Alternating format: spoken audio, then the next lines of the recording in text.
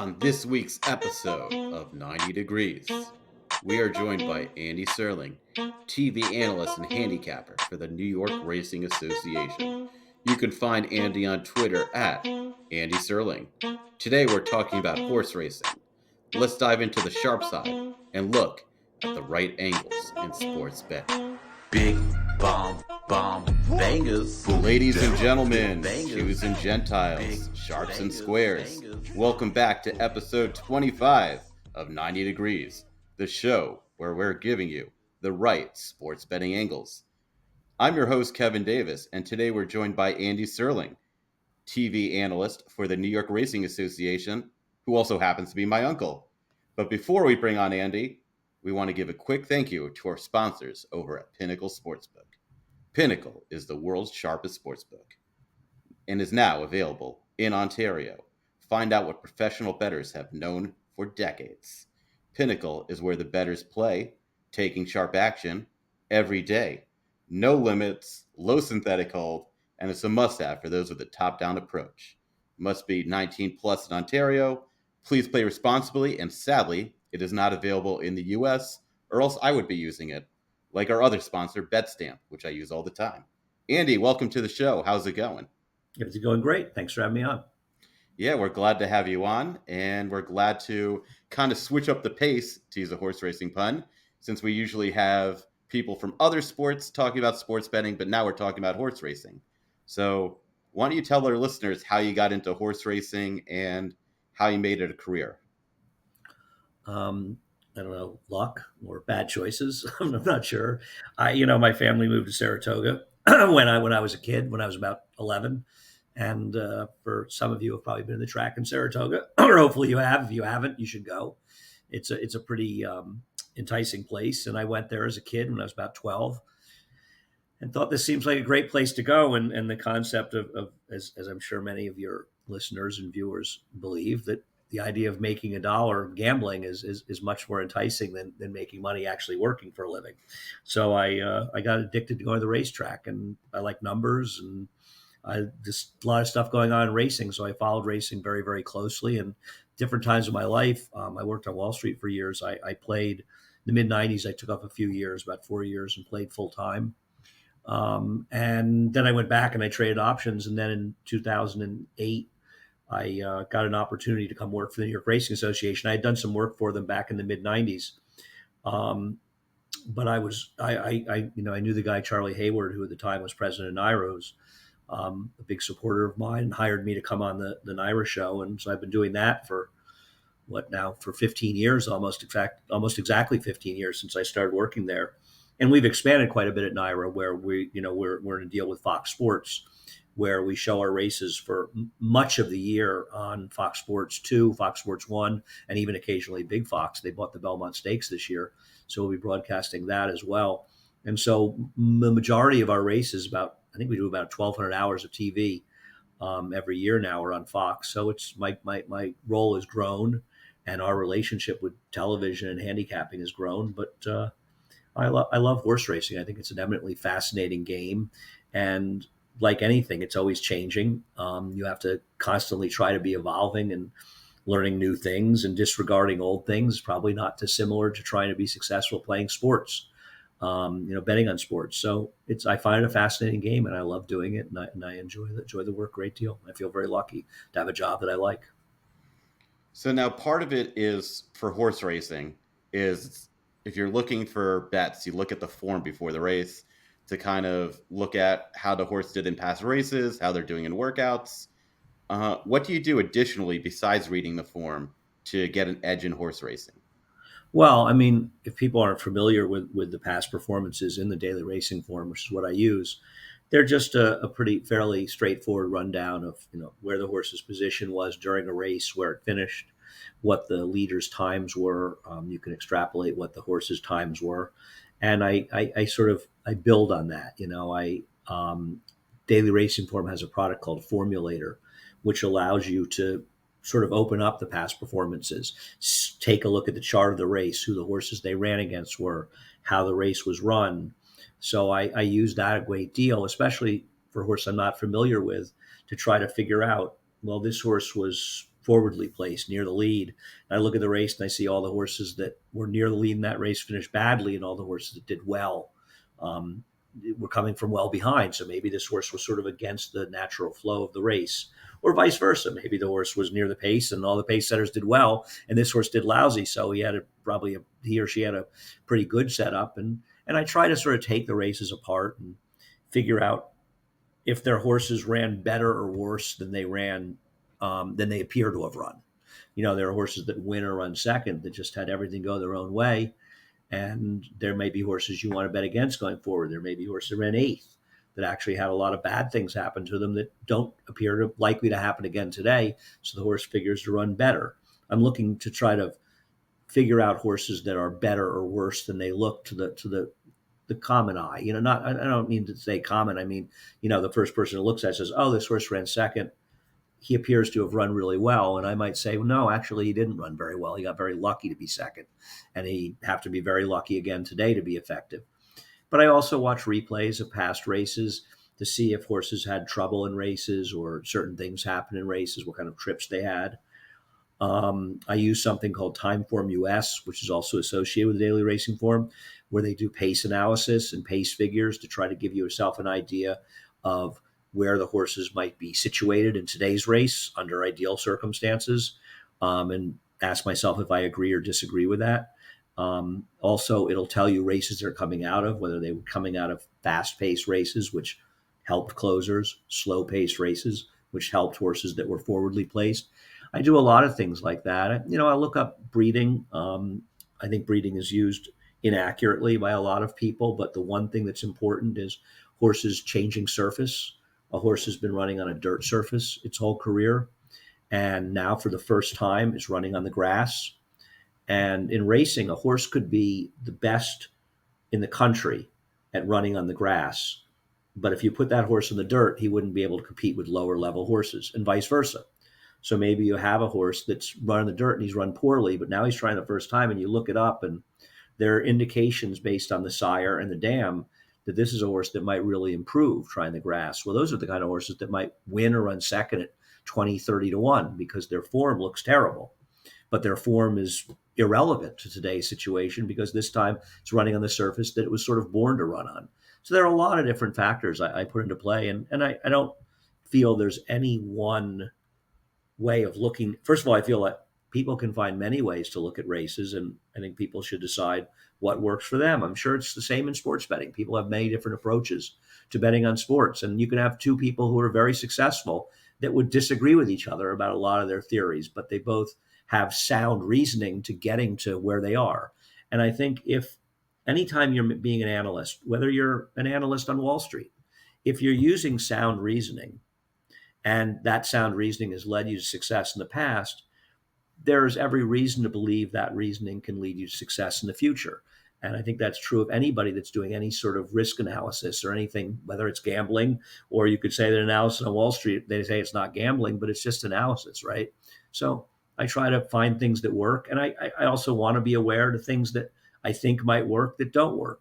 You have to always be ready to be self-analytical, to be critical of yourself and say, I thought this was a smart way of looking at it, but it turns out it's not. And just move on.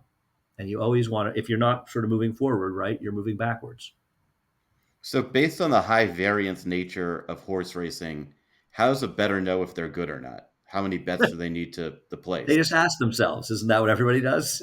If you think you're good, you're good. I mean, I guess the answers are in your results, right?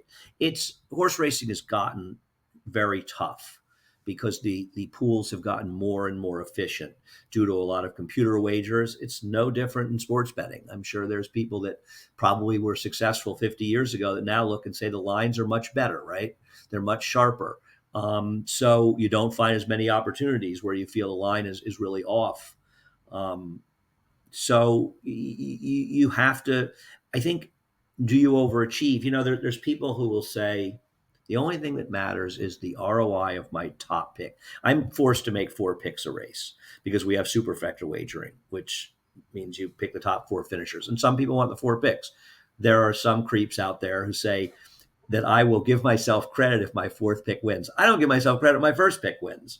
I'm expected to have a certain reasonable level of competence, and I expect that I should. And so if I pick some winners, I'm glad, but I don't go, wow, look at me, I picked a winner. I'm paid to pick winners. I'm supposed to be smart. I think I'm smart. So therefore, I better be smart sometimes, right? But in having those picks out there, there are people that will say the only thing that matters in analyst is what the ROI is on their top pick. Well, okay, if that floats your boat, go for it. But the reality is, I believe that I'm trying to find alternatives. I'm not, every race I look at, the first question I'll ask myself is how I feel about a favorite. Because if you feel a favorite is vulnerable, you've now thrown the odds in your favor, even with the takeout. So I want to ask myself that question. Some races I'm going to say, I really don't think this favorite is particularly vulnerable. I think it's a very likely winner. So I won't really try to beat that horse. Some races I'll feel strongly, some I won't. But I'm always looking for alternatives. And I think if I'm doing my job well, I'm coming up with reasonable alternatives. And I'm saying, I'm going to pick this horse on top. He's 5-1, 6-1. She's 5-1, 6-1. I understand the favorite who I've picked second is a fairly likely winner, but I think this horse is a reasonable alternative. I'll probably bet it to win, and I'll bet an exact with it second of the favorite. So that horse runs second of the favorite, beaten by that much, right? At 8-1. The person who's looking at my ROI based on my first pick goes, another loser for Andy. I think, I don't know, I feel like I did a pretty good job. I'm not patting myself on the back, but I feel as though I offered a reasonable alternative to a horse that ran well enough that there are going to be circumstances where it might have won. And if you played the exact with the second favorite, you made money. So I feel that's a race where I did a good job. The person who's only looking at my ROI says you didn't. That's okay. If that makes them happy, they should do that. But I think there are a lot of ways that we can do, we can be helpful where, in fact, our results aren't great. If you're going to make a strong case for a team that's a 3.5-1 underdog in a game, let's say it's a baseball game, for instance, and you think that this team hits that pitcher that's really good. Well, just I'm picking some simplistic example. And they do. They hit the guy, but it happens that your pitcher doesn't hold up very well, and it ends up you lose. The pitcher, the great pitcher gets knocked out in the second or third inning, and the game gets wild, and it goes to overtime, and your team loses. You didn't make a bad pick. You had a great idea with a 3.5-1 shot, right? You lost. But I don't think that means you made a bad selection. I think your thesis for betting that team was correct. It didn't work out for you. There are times when you'll win bets and you'll think, yeah, I won that bet. But you know what? I'm not so sure that I had the right side. I remember the Knicks pulling an upset many years ago. I think 1999. They beat Indiana in a 6-game series.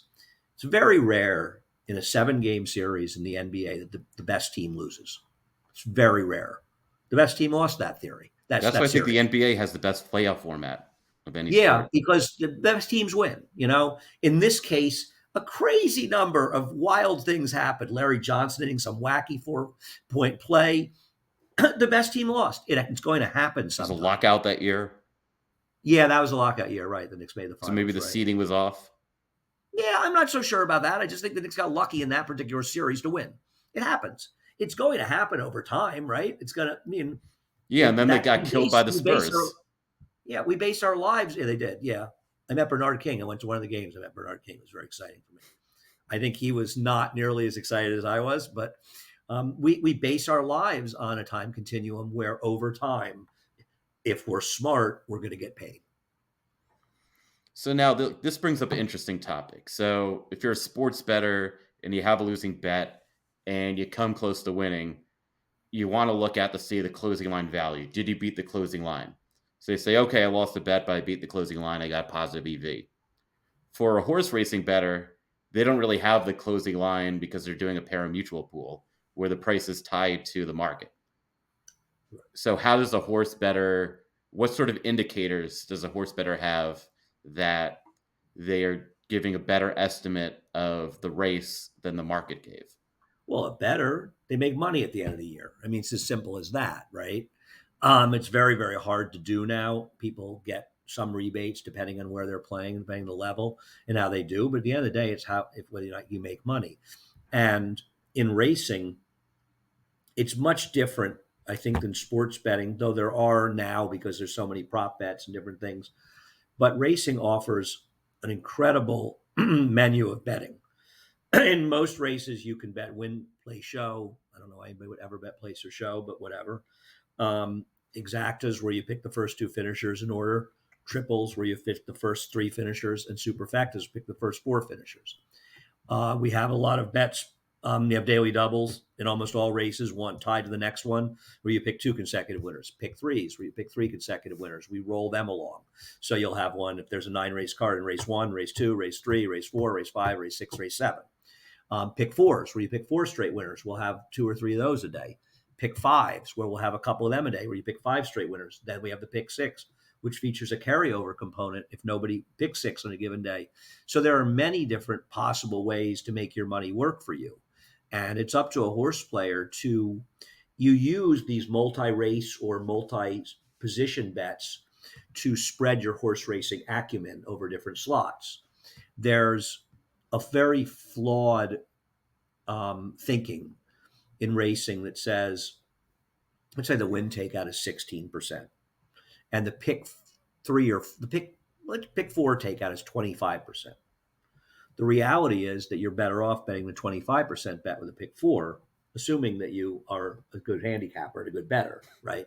Everything is predicated on the fact that you believe that And good at ticket construction. Your handicapping knowledge, your acumen, your betting acumen, your handicapping acumen is better than the other people. You're playing against other people in a pari-mutuel betting system. You've got to be smarter than the others betting. Every slot you move it out is going to disperse that takeout, right? So if you bet just win at 16%, it's just one slot. But if you're betting a pick 4 or a superfecta at 25%, there's really no difference in the mathematics of it. You're dispersing the takeout through 4 different positions, right? So it's going to become much lower. That's why, if you do the math, I haven't done it in years. When I was smarter, I used to be able to figure out these equations. When I was younger, I should say. I think I'm just as smart. I'm just older. So you have a good gene pool. The expected, what's that, gene pool? You have a good gene pool. Yes. Well, that's the secret to everybody, right? Or not everybody. Some people overcome it and some people don't. It's like the payoff of a pick 4 rates to be 40% or whatever it is above the parlay. So you're better off betting that 25% pool, even though they're only returning 75 cents on every dollar. If your theoretical superiority, and we all believe we're superior, right, is going to show up more the more slots you go into. So the idea in exactas, I mean, just to make it even more simple, you like a horse that's 3 to 1. Okay, you say, you know what? I could bet $100 in this horse at 3 to 1, but I can look at this race and I'm not thrilled with the favorite. I'm going to use him, but I'm going to make a sort of a staggered, some sort of play in exactas and use 3 horses second. And I think there's a pretty good likelihood that it's a 8-horse field where I'm using, so now I'm eliminating 4 horses.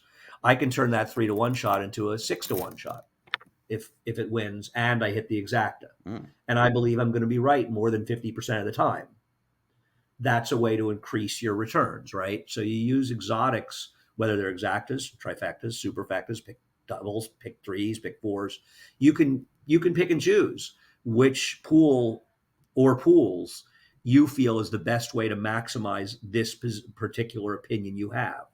Or maybe your opinion is that you feel the favorite's very weak and you want to construct an exacta play or even a triple play, a trifecta, where the favorite's a little bit sprinkled in for third, where you feel that you can return if you're right about that favorite. There's a lot of different ways to play, but I think the biggest mistake people say, I think, in horse racing is you're a good handicapper, therefore you're going to win at the racetrack. The most successful players I've known in my life were not particularly great handicappers, but were amazing bettors. Well, that's definitely the case for sports betting. That you have a lot of people who are good at analyzing games who have the wrong strategy for placing the bets and markets they focus on. I'm sure. Now, one story of yours I remember is one day, it was 2010, we went up to Saratoga, and you were on TV, and there's a turf race. I think it was a maiden race or a claimer. It was definitely a hard race to handicap. It was a route, and you were all over this dirt horse that was transferring the turf. I think they were a morning line 10 to 1 or 12 to 1, and you picked it. And the price ended up dropping to 6 to 1, and it won. And then you came into the stands to say hi to my dad and I. And some guy's like, "Hey, Andy, what about some winners?" And you're like, "You haven't been paying attention today." And that like got me to thinking of that horse dropped from a really large price to an even shorter price that was still large. Would there have been more value on that horse that day or other similar horses if you did it in a daily double as the last leg before the market kind of caught on? Or do the daily double odds kind of track with the win play show odds for a single You, race? well, forget about place and show. Just don't even discuss that as though that's a bet that exists. Um, they're fairly similar. There are times you'll find some hidden value in that. It's possible. I don't remember the horse. I remember the situation that horse was a much bigger price in doubles. It depends. There are times. I mean, listen, I'm not going to be. I'm not one of those guys that says my opinion is greatly affecting the prices. It'll affect it a little more in Saratoga than others, but it's still not that massively significant. I don't know. Sure, the horse might have been better priced in the doubles. I don't remember the situation. I don't remember the horse. Um, yeah, I mean, I look at doubles. I look to see what my price are doubles, and I'll often look to see if I can, if I feel pretty confident about two or three horses in the first leg, and to play doubles to get live with my horse to hopefully lock in a certain price, and hopefully that price will be better than the one that the horse goes off. But sure, I mean, that's another example of trying to do that. Maybe it was a bad morning line on that horse to make it 10-1. I don't remember the horse at all. I feel like the morning line was right because I didn't see anything in that horse's form Well, yeah, on but the that's paper. what I was talking to you about, looking up pedigrees on Yeah. horses trying the grass the first time. I don't remember the circumstances. There may have been a trainer that was particularly good at doing that. It may have been a fairly obvious pedigree as well. So I don't really know. I don't know. I can't I also answer for remember that my father listened to you and I didn't, and I'm like, damn, no. learn my That's okay. lesson. No, I don't know. You don't have to listen. People don't have to listen. I mean, I think one of the things about, and I think you'll see this in all kinds of betting, is you should have your own opinions in general. I mean, you might listen to other smart people or people that you believe are smart. And to me, it's the presentation of it. Doing my job, when I'm on whenever I'm on Fox or I'm on the pre-race show, I want to give my opinions of why I like a horse and what I've seen, why I think certain horses are vulnerable, why I like a specific horse in a race. And I think somebody listening should think, I didn't like the horse that Andy liked, but his opinion resonates and he makes some good points. Maybe I'll use him. Or maybe they listen and think, you know what? I didn't like that horse and I'm listening to Andy and I don't think what he's saying makes any sense. And maybe they're right, it doesn't work for me. People, they can blindly bet your picks or not, but I think if you're finding an analyst, and I'm sure this is very much the case with sports analysts, you want to listen to what they have to say, why they have an opinion that they have. Did they see something that you missed? Did they see something that maybe you had sort of glossed over, but maybe it's a more important point than it was? I just think anytime you're gathering information on something, you may evaluate other people's opinions, especially if somebody's opinion that you have some respect for. Are they saying things that matter? I listen to other smart handicappers and I want to hear what they have to say. I may completely disagree with them. I used to do the show with a guy named Mike Beer, who handicaps the racing for him. I think Mike has some crazy opinions sometimes. I also think he's a superior handicapper with some great ideas. And when I was in the show with him, we would frequently disagree, and he would cause me to at least accept that he was making very good points and use his horses, and it worked well for me over time. So I prefer to talk to somebody who I disagree with, but respect their opinion, because they very well may show me something that I didn't see. And if I disagree with them, obviously they saw things I didn't. And I think if I respect them over time, not always, and everything I say doesn't make sense to everybody or anybody. Doesn't even make sense to me afterwards when the horses run badly, I guess. So I think you have to be open to listening to other people, but not necessarily blindly following their picks as much as following their logic or listening to their logic. Yeah, I mean, you have a tough job because you have to handicap every single race. And most sports betting analysts can pick sort of what games they want to analyze. And even if they did have to make a pick for every single game, they would still be at an advantage because a blind monkey using BetStamp, one of the sponsors of this podcast, could pick baseball games and come close to break even just by using the best odds available at legal sports books. So, how do you determine which races are worth betting and which races are worth skipping? Well, first of all, I don't think I have a tough job. I get paid to go to the racetrack and talk about horse racing, which I love. So I don't. I think that would be ridiculous to say I have a tough job. I have a great job, the job that I dreamed my whole life of having, and I'm thrilled that I've had this opportunity. And I'd like to think that I've been a positive influence on handicapping. I'd like to think that. I hope I have. Some people will tell you that's nuts. Some people will agree with that. It's life. Um, in giving out my picks, I think I do a pretty good job of saying I feel pretty good about this race, or I'm really interested in this race. And some races, listen, sometimes you get these races and it's like there's sort of 2.5 horses that can win. One's even money and one's 5-2, and sort of like there's not a lot to say about it, and you don't want to press and try to create something that's not there. So I try to give a better impression, and there's a good chance if I'm giving out a horse that's 6-1 or higher that's a race I'm going to be betting. In fact, a good chance, it's absolute. If I'm giving out prices like that, I'm always going to bet something on them. So I try to, hopefully people can get from what I'm talking about what I'm more interested in. Since I'm somebody who's at least looking to try to beat favorites, when I'm picking against favorites, I try to be sort of clear about this is a race I'm really interested in. And when I'm telling you, I think the 4-5 shot's going to win. Now I may say I have this great idea for second. I don't think this horse can win, but I think it'll be second at 15-1. Pretty good chance I'm betting exactors or trifectas. So I hope that I could do a decent job of getting it across. I mean, it's a fine line, right? You are handicapping the track. We want people to bet. So I don't want to tell people don't bet this race, but I also want, you have to have a certain amount of integrity to let people know this is not a race that I'm overly interested in. And I think that I do a decent job of that. I'd like to think I do. Yes, certainly. And I would say I think you do work very hard because I've seen you at work, because not only do you have to be on the camera before every race, but in between races, you're watching video for like races weeks ahead. You're looking at the form before they set a morning line. I mean, I like to think everybody works hard at their jobs. yeah, but I think I think you could you should expect people to all be super prepared. You shouldn't be surprised when some people aren't, but you should expect a level. I think everybody. I think that if you go to a restaurant, you should expect that the people working in the kitchen are doing their best to make the best food possible for you. I think we all should expect a level of excellence from ourselves.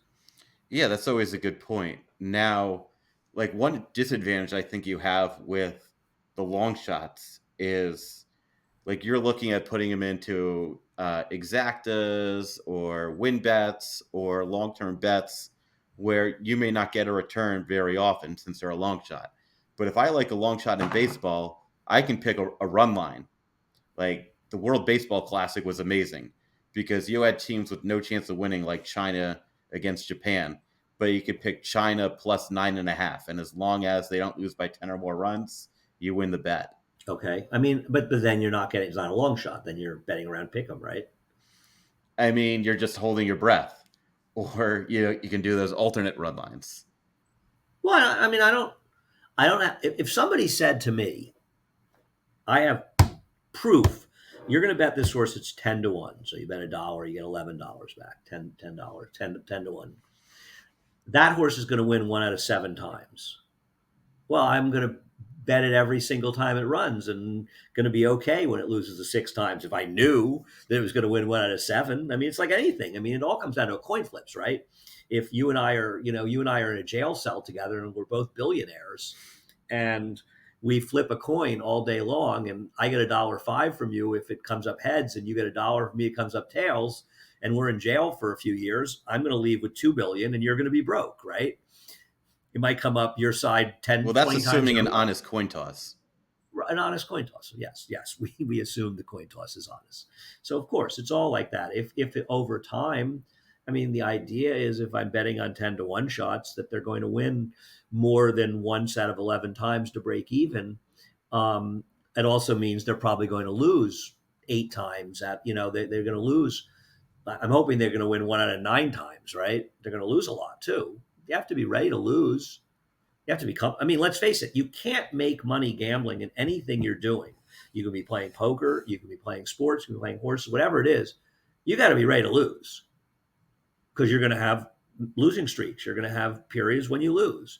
You just, if you have some sort of evidence or belief that over time what you're doing is right and you'll be successful, you just have to soldier forth and you have to soldier through the losing streaks. Now, I am going to bring up some evidence that goes against something you said earlier. So you said never bet, place, and show. So one of Not the never. It's just a. Okay, you can go ahead, but I'm happy to just. The problem of betting place and show is that you are at the mercy of the horses that also run first. If you bet place, you're at the mercy of the other horse that runs first or second. If you bet show, you're at the mercy of the other horses that run first and second or third. And they are going to greatly affect the payouts. So you can show me a counterexample, but I'll give you a counterexample to anything you tell me you shouldn't do. well, But I'm a that doesn't natural make contrarian. So right. Show betting is moronic, but go ahead. So an early guest of the show at Vegas Horse School, Scott. By the way, he's a huge fan of yours. He also helps with Spank Odds, which is a great sports betting odds provider platform. Being a fan of mine, by the way, may just be a character flaw.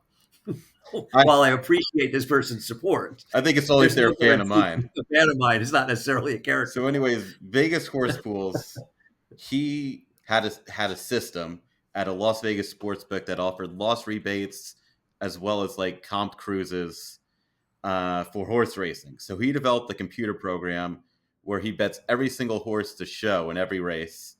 And he figured that Mountaineer Racetrack was the best for this since they Well, had the highest. they pay 220, right? They paid 220 minimum for show. And he found a place that would take bets on this Yeah. and give a rebate? Yeah. Okay, I'm wrong. I'm the moron. Yes, he was smart.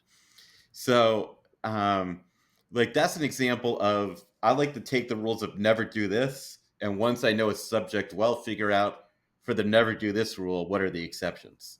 I just mean for the average person going. Here's where show works. To be fair, a bunch of novices go to the track and they want to have fun in a day, and there's 5 of them, and they make a show parlay pool. Right? They each put in $50 or something, and they're betting and they're trying to just get a horse show, and they go that may be a fun way for them in their day. I think everything for betting depends on what people are looking for. I know someone that will tell you that a newbie goes to the track, and the best thing I can do is tell them this horse can't lose. Now that horse is 2-5. I'm going to pay 280. I disagree with that with all my heart because the problem is when that happens, there's an expectation that the horse is in fact going to win. It's a fait accompli.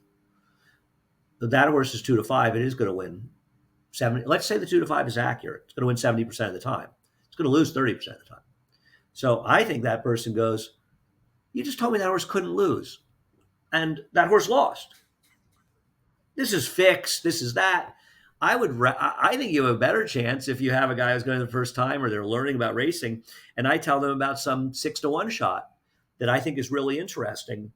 I'm fully aware that this is not a likely winner, but I think this is the kind of horse that if you bet over the course of time, you'll make money with.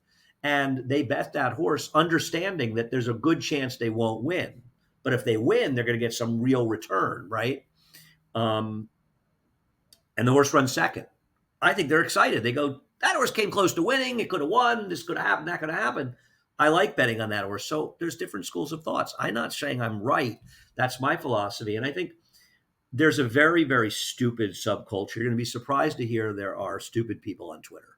I know this blows your entire illusion of Twitter. There are also smart people on Twitter, but there are also that like to take something I said, not out of context. They're just not smart enough to understand it. I feel that my job is to help people lose less. Most people go to the racetrack, they're not going to win. And most people, and I'm talking about, well, not people who are spending an enormous amount of time at the track. People who are listening to me are playing at some sort of level, casual level. They're not really even expecting to win. People that play golf know that their golf is going to cost them thousands of dollars a year playing. They love playing golf. Some people are going to like going to the racetrack, playing the horses 10, 20 times a year. They realize that they're not likely to win over time, but I feel like I can give them a better chance to be in the action. If a guy goes to the track and has a bad opinion, doesn't know anything that's going on, and there's 10 races and they bet every one of them and their horse runs an average of 6th, they probably had a relatively lousy time, right? They just like, I have no idea what's going on here. I was never even in a race where I could root for my horse in the stretch. Now, maybe I'm going to help them bet a few horses that are bigger prices, and maybe they won't win, but maybe they'll bet a 10-1 shot that runs well and runs second. And they were excited. They rooted in the stretch. And they think, that horse didn't win today, but it came close. And next time I come, it's going to win. So I think the idea is to give people a better idea of how to handicap, what's going on, and some better ideas of horses that will run better. They may or may not win. Hopefully they all win. But I think the idea of helping people lose less is to help them be more engaged, to have a better chance to win. Maybe win on some, they're going to win on some days. Listen, people keep going back to casinos, even though the vast, vast, vast majority of them know that over time they're going to lose, right? Doesn't mean they might not have a big winning night that night. And I feel the same way about racing. I don't feel that most people that are going at a casual level expect to win over time. But I think if you can help them be more engaged and have better horses to bet on in a given day, make them form better, more informed opinions, it's going to increase their enjoyment of the game. Does that make sense? Yeah. Yeah, because there's one thing going around in the gambling community for sports where people think that the analysts who work for sports books, they hire them on purpose because they're not very smart. And my angle for why I disagree with that is that what you're getting to here? is You or me? not for us in particular, but for other people that I know because they work for, DraftKings or FanDuel or PointsBet, and they're giving their favorite picks. But for them, they just want to get people in the sports book because they figure if they're betting, if they're occasionally winning, they'll eventually give them the money back.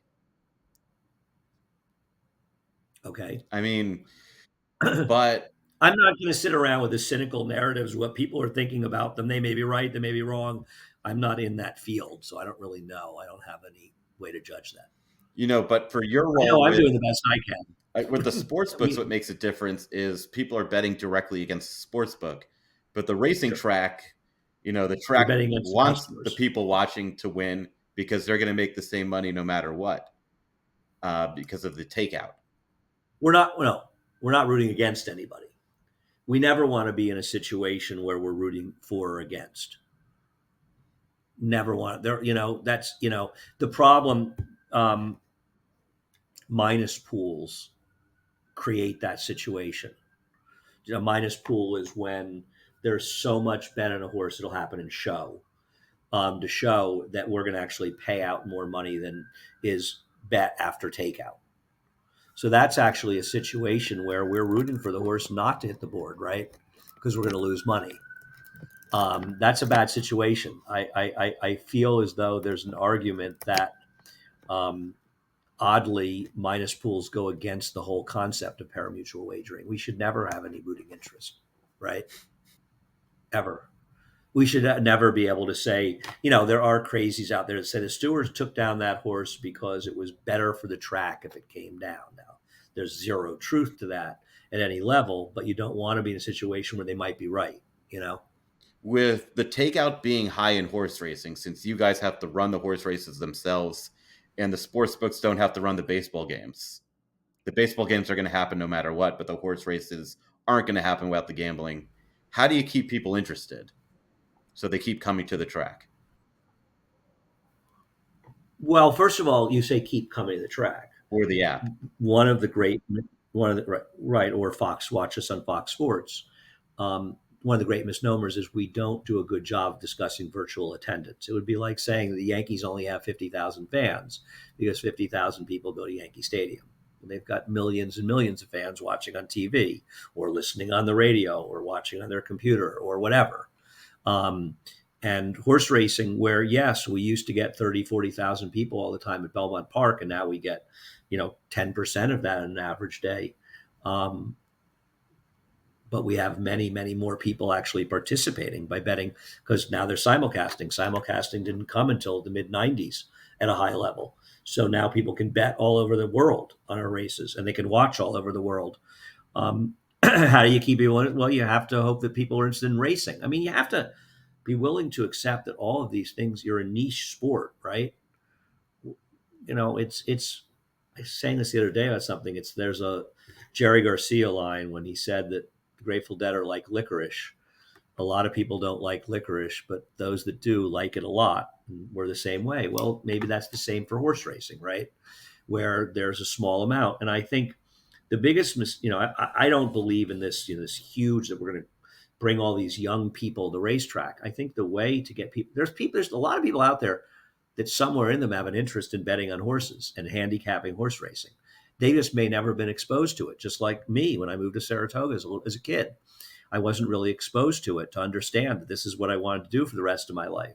So the idea is that by being on Fox Sports, by having this large exposure, we're exposing more and more people to it. By having something like Saratoga in the summer, where we get over 25,000 people a day, it gives you a chance to expose them to that sport. And hopefully a certain number of those people, newer viewers, newer attendees, will find that they find something interesting about racing. And I'm hopeful that if I'm doing my job well, some very small percentage of them are going to become more interested in listening to what I have to say. Or maybe what Maggie Wolfendale, who's our paddock analyst, talking about how horses look, or different other people on the show. We're trying to engage people. And the larger the audience you're exposed to, the more people have an opportunity to find out they like racing. So racing to me is the most fascinating thing in the world. I mean, there are other highly respected people in other walks of life that find racing to be eminently fascinating. It's a game. It's a way of, if it fascinates you and you like it and you find it interesting, you will get engaged. And I hope that we're getting more people engaged. The handle numbers are still fairly strong. There are issues with handle that are accurate about handle where it's not as high as it could be or was, but there are also misnomers out there. When handle peaked around 2004, I think at around 15 million, an enormous amount of that handle was rebate driven handle. And as those situations changed, the handle ebbed from that. So that's a bad number to look at. But there are a lot of different ways to look at it that are positive or negative. But we just have to Do you keep think trying. the expansion of slot machines and other casino gaming to racetracks is helping out the horse racing industry? Well, it's helped the industry if they're getting a piece of the action, right? So yeah, if it's increased purses, there's two people that fund racing. There are the bettors, whose money we take out goes towards funding racing. There are owners that put their money up to buy horses. Um, they're not always mutually exclusive. There are many bettors, owners that bet also. Um, so the casino dollars that have gone into purse money has made it fairer as an owner and made more people stay in as owners, and that helps the game. There are different situations with casino dollars being given to racing. Um, and as a side, there's an enormous big lie out there that the New York Racing Association I work for gets a subsidy from the slots. We don't get a subsidy from the slots. We traded land. We made a deal with the state. We traded the deeds to land worth billions of dollars. In return, they could open casinos on this land where they couldn't if they didn't have it. And they're giving us a piece of the action. So we're not getting a subsidy. We actually made a deal. We're getting paid for something we gave them. Politicians like to mislabel this sometimes for their own. Believe it or not, I know you think that politicians always tell the truth. They'll sometimes mislabel this, and it gets mislabeled in newspapers, and these lies get perpetuated. But different tracks have different agreements. But those dollars. But on the other hand, you could also argue that the proliferation of casinos in general has hurt racing because it's drawn entertainment and gambling dollars away from racing, right? There's an argument that sports betting could have a deleterious effect on us. We'd like to think that we can get involved with different companies that take sports bets and draw some of those sports bettors into betting on racing. Now, when should bettors look at, if they want to do a pick four or other multi-race bet, when should bettors look at doing a mechanical parlay, or just betting your first horse to win, carrying over that money to the next race, betting the next horse to win, and etc.? Or are the multi-race payouts better than that? Yeah, I hate that because you're doubling the takeout. I don't like that. I think, let's say you like a horse in the first. I mean, in a perfect world, those two horses you like are in three races. Like they're within a pick three or even a pick four. I would say rather than bet the win, you bet $20 to win on horse A. If it wins and pays 4 to 1, you get 100. You bet the 100 on horse B. I would rather, let's say it's the first and fourth legs of a pick four. I'd rather take that $20, $100, whatever you're going to bet, and make a pick four play where you feel like you're covering yourself reasonably well in the races in between. So if you win with horse in race A and in race B, you're going to make money in that pick four. That's going to be much more profitable over time. As you correctly pointed out, these people that make parlays in sports, they're getting the takeout in both legs. You're doing the same thing if you're making the parlay in horse racing, right? Yeah, exactly. I mean, one thing that drove me nuts during March Madness was people kept talking about how you're better off doing a mechanical parlay to bet the winner of the tournament rather than doing the futures pools. And that sort of ignores the possibility of, if there's upsets in the tournament like there were this year, the team that you like is going to be a much shorter price in the later rounds because they avoid the better teams. Yes.